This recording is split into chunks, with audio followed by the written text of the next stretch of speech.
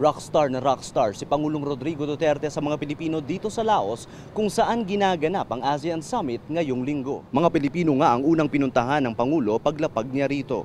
Higit 1,500 na Pilipino ang nakatira sa Laos. Una sigurong sasabihin ko that I would like to thank the government, the nation of Laos for hosting you here, giving you the chance for a livelihood and protecting you. Tuwang-tuwa ang mga Pilipinong nakakita ng personal sa Pangulo at syempre, hindi nila pinalampas magpa-selfie sa kanya. Nakapataba ng puso talaga. We're already prepared to meet him. Grabe, masayang-masaya kami.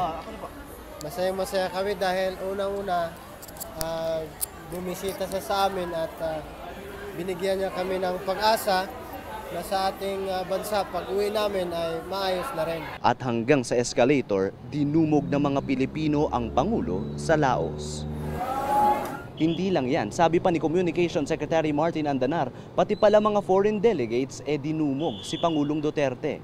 Siya raw ang bagong rockstar ng ASEAN. Paterno West Makel Rappler, Vientiane, Laos.